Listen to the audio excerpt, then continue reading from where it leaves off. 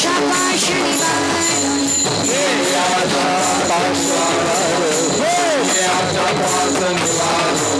विषय तो त्यांचा झाला नारायण विषय तो त्यांचा झाला नारायण नावडी जन धैर्य माता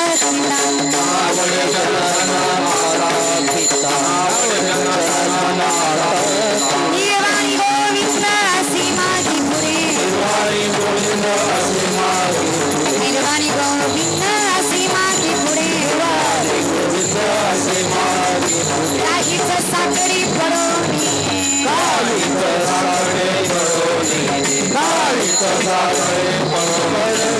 दुःखामुळे सत्य कर्मा भावी साय दुःखामुळे सत्य कर्मा भावी साय घातलिया भय नरकासने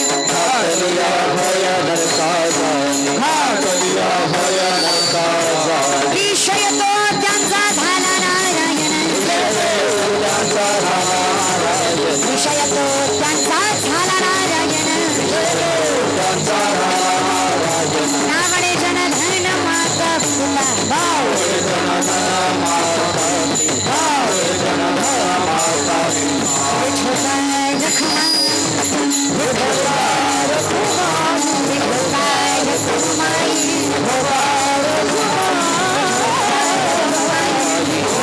घेतलेला अभंग तुकोबारायांचा गोड चिंतनी अभंग भक्ताचं वर्णन करणारा अभंग सभेसाठी निवडला.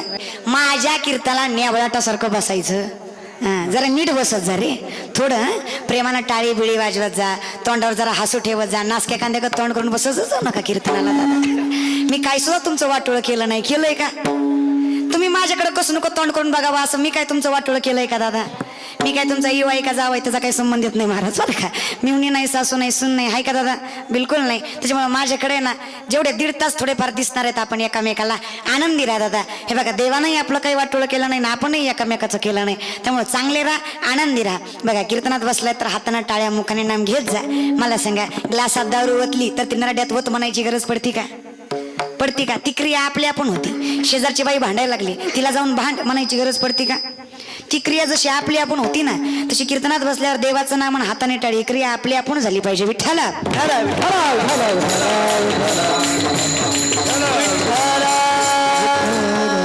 वाजवल्या पण फक्त पुढच्यांनीच वाजवल्या, मागच्याची रेंजच गेली वाटतं दादा बरं का. मागच्यांना काय प्रॉब्लेम आहे बरं? लईच अवघड आहे दादा. एक तर कसं आहे ना इथं यायचं सोपं नाही बरं, इथं यायला फार पुण्य लागतं. बहुत सुकृताची जोडी म्हणून विठ्ठली आवडी. आणि एकट्याचं असून चालत नाही. माझ्या वडिलांची मी दासी का निस्त्या वडिलाच्या असून चालत नाही. जन्मोजन्मी आम्ही बहुपुण्य केले तेव्हा या विठ्ठले कृपा केली. जन्मोजन्मीचं भाग्य लागतं दादा. तेव्हा कुठे आपण या मंडपात आलोय. आणि बघा एवढ्या कठीण काळात आलोय, अजून काय पाहिजे तुम्हाला? खरं सांगू का, कोरोनाचा विषाणू दिसतो का दादा? नाही दिसत. तरी सुद्धा तो मारू शकतो याची आपल्याला खात्री आहे का नाही? मारू शकतो. आता माझं काय म्हणणं आहे दादा, न दिसणारा विषाणू जर मारू शकतो तर न दिसणारा पांडुरंग परमात्मा तारू का शकत नाही दादा? तारतो फक्त विश्वास पाहिजे. आणि म्हणून विश्वास ठेवा. आणि त्याच विश्वासावर तुम्ही आम्ही इथे जमा झालोय. चला तुकोबारायांच्या अभंगानुसार फार काही करायचं नाही दादा आपल्याला, फक्त भक्त व्हायचं. पण भक्त व्हायचंही एवढं सोपं नाही. आता कधी कधी तुकोबाराय म्हणतात तुका म्हणे सोपे आहे सर्वाहुनी शहाणा तो धनी घेतो असे, पण त्याच्या पलीकडे जाऊन सांगतात परमार्थ हा नो हे लेकुराच्या भक्ती ते कठीण सोळावरील. मग सगळंच जर अवघड आहे महाराज, दोन्ही कोण बोलता येणार नाही. एक तर सोपा तर आहे, नाही तर अवघड तर आहे. बुद्धिमत्तेनं केला, भावनेने केला तर सोपा आहे, आणि संसार करत करत केला तर अवघड आहे. वासना आशा मोह माया ठेवून जर परमार्थ केला तर कुठल्याच गोष्टी साध्य होणार नाही. परमार्थही नाही, संसारही नाही. मग लक्षात घ्या, परमार्थ करायचंय, भक्त व्हायचंय, सोपा उपाय तुकोबाराय सांगतात. भक्त म्हणायचं कुणाला? ज्या ठिकाणी आशा नाही. 7 प्रकारचे पाश आहेत दादा. हे पाश तोडून जे भक्त होतात त्यांना भक्त म्हणायचं. बरं, जे देही उदास, आता देहाला उदास नाही असं कुणीच नाही. देहाला उदास नाही असं कुणीच नाही. प्रत्येकाला वाटतं की मी दुःखी आहे, कुणालाच वाटत नाही मी सुखी आहे. आणि एक लक्षात ठेवत जा, स्वतःचं सुख दुसऱ्याला सांगितलं तरी हरकत नाही, पण स्वतःचं दुःख दुसऱ्याला सांगायच्या भानगडीत पडत जाऊ नका. का? कारण ही दुनिया आहे दादा, सुखात सहभागी होईल पण दुःखात कधीच नाही.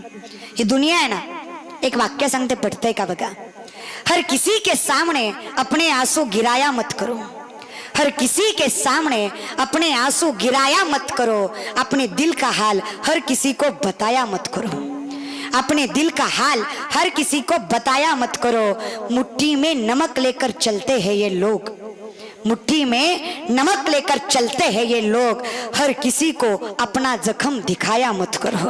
लक्षात घ्या दादा, बरं काय. हे दुःख आहे ना, प्रत्येकाला सांगत बसलात की मी उदास आहे उदास आहे म्हणलं तर लोक आपल्या जखमेवर मीठ चोळायला बसली आहेत, सांत्वन करायला नाही. आणि जे सांत्वन करतायत तेही तुमचे नाहीत, तुमचे आहेत का? अरे इथं देह जर आपला नाही, देह हे काळाचे धन आणि ते मनुष्याचे. कोण आपल्यावर जीवापड प्रेम करत नाही दादा. एकतर प्रेमाची व्याख्याच आपण बदलून ठेवली, बरं काय. कुणी करत नाही. मायबाप देव आणि संत जर सोडले तर आपलं कुणी सुद्धा नाही. मग महाराज देहाला उदास होणं इतकं सोपं नाही. सगळे होतात ते देहाला उदासच आहेत. आता कुणी देहाला उदास आहे दादा? लय कोरोनाच्या काळात दारू भेटली नाही, सगळे देहाला उदास होते दादा, बरं का. त्याला बी देहाला उदास होणंच म्हणतात. हा, पोरगी नाही म्हणली देहाला उदासच असतं दादा, बरं का. 12वी नापास झाला देहाला उदासच आहे दादा. देहाला उदास होणं सध्याच्या काळात एवढं अवघड नाही. पण देहाला उदास होणं म्हणजे काय? नेमकं उदास व्हायचं म्हणजे काय? आता उदास व्हायला काय आम्हाला कारण कमी नाहीत दादा, पण हे उदास नाही. आम्ही देहाला उदास पण वरचीवर आहेत, आमचा परमार्थ पण वरचीवर आहे. आम्ही भक्तही वरवर आहेत. भक्त सुद्धा प्रामुख्याने 4 प्रकार सांगतात भागवतामध्ये. आदम, आदमादम, मध्यम आणि उत्तम. जो देवाला मानत नाही तो आधम, मानतो पण मान्य करायला तयार आणि आदमादम. परमार्थ करतो पण स्वार्थापोटी मध्यम. स्वतःच्या परमार्थाने भगवंताची सिद्धी सिद्ध करून दाखवतात ते झाले उत्तम. उत्तम झाले संत, आम्ही झालो मध्यम. परमार्थ करता पण कशासाठी?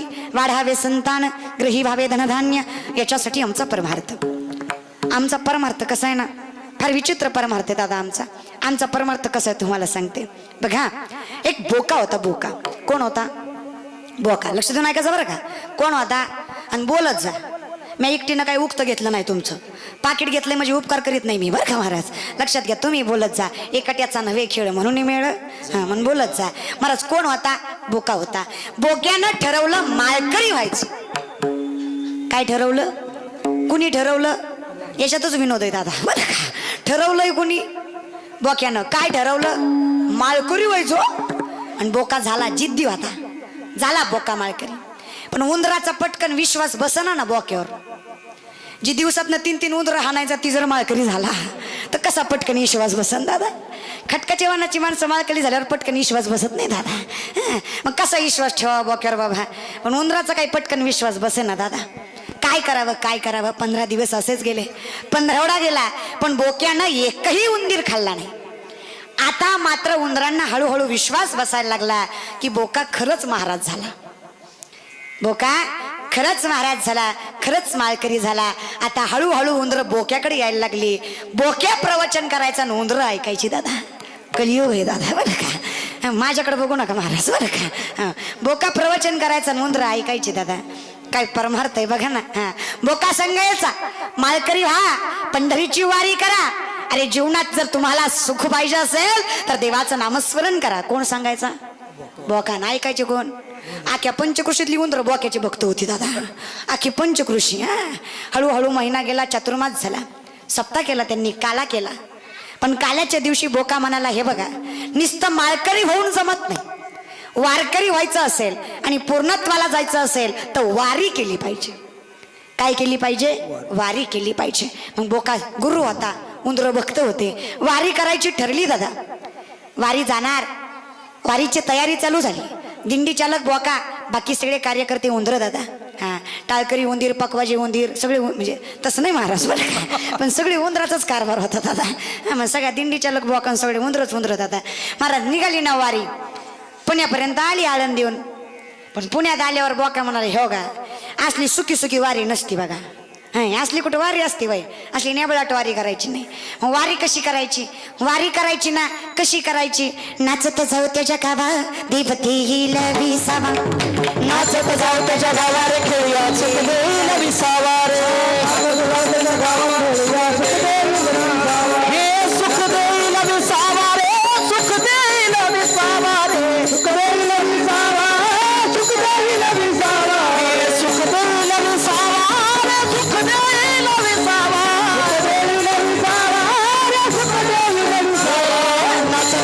त्याच्या गावाला खेळूया सुख देईल विसावा रे नांदडगाव त्याच्या गावाला खेळूया सुख देईल विसावा नांदडगाव त्याच्या गावाला खेळूया सुख देईल विसावा नांदडगाव त्याच्या गावाला खेळूया सुख देईल विसावा कसं जायचं नाचत जायचं वा नाचत जायचं निघाले उंदर ओक्याचं ऐकून नाचत नाचत वा वा वा हळूहळू पुढे सासवड करत करत दिवे घाटापर्यंत कसे बसे उंदर पोचली दादा आणि दिवे घाटात कोणी वारी केली असेल दिवे घाटात मागच्याला पुढचं दिसत नाही आणि पुढच्याला मागचं दिसत नाही हा गोंधळ आहे वळणच वळण दादा मग निमे पुंद्र पुढे गेले निमे महाग राहिले दिंडी चालक कायम महागा असतो कुणी सुटकुनी कुणी राजगिऱ्याचा लाडू पेंड खजूर ह्याच्यात गुतुनी महाराज बरं का पण दिंडी चालक कायम महाग असतो दादा दिंडी चालक महाग निम्मे उंदर पुढं निम्मे उंदर महाग जे पुढं गेलं ते पुढंच राहिले आणि मागचे उंदर गायब झाले ना दादा मागचे कळलं त्यालाच कळलं महाराज बरं काय मागची उंदर गायब झाली ना दादा आता पुढच्यांना वाटलं मागचा आवाज कमी कसा झाला एवढा काकडा दणक्यात चालू आता कस काय कमी झाला बाबा आवाज पुढच्या झेंडेकरला वाटलं काहीतरी गोंधळ आहे बोका म्हणला काय नाही जरा विसावायला थांबली ती तुम्ही व्हा पुढं ती याच्यात मागून अजून एक वळण आला दादा पुन्हा निमी गायब झाली हो पुन्हा निमी चतकोरला चतकोरच राहिले दादा शेवट दिवे घाट उतरेपर्यंत फक्त पुढचे 2 झेंडेकरी दिंडी चालक एवढे शिल्लक राहिले दिंडी चालक म्हणले मालक महाराज एवढे सगळे कस काही एकदाच विसाव्याला थांबले नेमकं थांबले कुठं बोका म्हणला तुम्हाला बघायचं का कुठं थांबले या इकडं तुम्हाला दाखवतो कुठं थांबली ती अशी उंदर जवळ आली अशी गचक्यात धरली आणि तशीच नरड्यात टाकली बरं का सांगायचंय काय हा आमचा परमार्थ जोपर्यंत स्वार्थ साधत नाही तोपर्यंत परमार्थ एकदा स्वार्थ साधला की पुन्हा बोका ती बोकाच झाला हे आमचं असं आहे आम्ही सुद्धा देवाचा वापर करून घेतो पण लक्षात घ्या देवानं काहीतरी द्यावं म्हणून कधीच मंदिरात जात जाऊ नका देवाने काहीतरी द्यावं म्हणून कधीच मंदिरात जात जाऊ नका देवाने खूप काही दिलंय म्हणून मंदिरात जात जा देवाने भरपूर दिलंय दादा फक्त जाणीव असली पाहिजे हां लई गरज आहे दादा जाणीव असायची आजकाल आम्हाला कुठल्याच गोष्टीची जाणीव नाही ना परमार्थाची ना परिस्थितीची ना धर्माची ना देशाची कुठल्याच गोष्टीची जाणीव नसल्यामुळं आमची माणसं माजली दुसरं काही नाही मराठी शब्द आहे माज संस्कृत गर्व अहंकार मराठी माज आणि 4 गोष्टीचा माणसाला लय माज दादा लय ज्ञान सौंदर्य पैसा आणि खुर्ची लय दादा ज्ञान टिकणार नाही गर्व आला तर पैशाचं तर काय बोलूच नका दादा कोरोनाच्या काळात कळला असन पैशाला किंमत नाही पण कोरोनाच्या काळात एक गोष्ट लय भारी झाली नाकट्या सुद्धा पुरी खापले हो नाकट्या सुद्धा चांगल्या तर जाऊ द्या म्हणजे जी काय बघितली ती ह्याच्यावरच बघितली ना लय म्हणजे काही म्हणा लॉकडाऊन मध्ये लयच लग्न झाली का बाबराव महाराज नाही लय झाली महाराज बरं का इतकी लग्न झाली महाराज म्हणजे आपलं बरं ती फक्त आमच्या एवढ्यालाच कळलं महाराज बरं का नाही बऱ्याच गोष्टी वाचत यात हो का श्रीराम महाराज वाचत यात की नाही हा कुणी म्हणायला नको का बोलवलं नाही कुणी म्हणायला नको का आले नाही 2-4 माणसात आपलं उरकून घ्यायचं लय मजा महाराज पण काही म्हणा ज्यांनी लॉकडाऊन मध्ये लग्न झाले त्यांचे संसार सुखाचे आहेत दादा तेवढेच 2-4 पैसे महाग पडले की नाही बाबराव महाराज खरंय का महाराज वा लक्षात घ्या आता तुम्हाला म्हणून सांगते या बाबूराव महाराजांना लॉकडाऊन मध्ये उरकलंय म्हणून एवढा धनका चालू आहे चला जागेवर तुम्हाला बी कळलं पाहिजे दुसरं काही नाही हे असा परमार्थ आहे दादा स्वार्थ साधेपर्यंत परमार्थ त्या स्वार्थाहून मला आठवलं आमचा परमार्थ कसा आहे ह्या बिस्लरीच्या बाटलीसारखा आहे या बिस्लरीच्या बाटलीसारखा तुम्ही म्हणसाल कस काय दादा ही दिसती बिस्लरी पण ह्याच्यात बोरचं पाणी आहे असं आहे दादा आहे बरं का असा परमार्थ आहे आमचा म्हणजे आम्ही वर्ण दिसत जरी बघतो असलो तरी काही खरं नाही आमचं हातलं दादा बरं का पण लक्षात घ्या भक्त व्हायचं आहे ना तर या बाटलीसारखी होऊ नका दादा भक्त व्हायचं असेल ना तर देवा आहे हृदय मंदिरी सगळ्यात अगोदर मनाला स्वच्छ करा महाराज तुम्ही किती देव बघायच्या भानगडीत पडा मी कीर्तनकार आहे व्यासपीठावर आहे प्रेमानं सांगते लक्ष देऊन ऐका देव कधीच दिसत नाही काय म्हणणं आहे तुमचं? देव कधीच दिसत नाही, देव बघायच्या भानगडीत पडूच नका, कारण देव बघायची नाही, देव अनुभवायची गोष्ट आहे.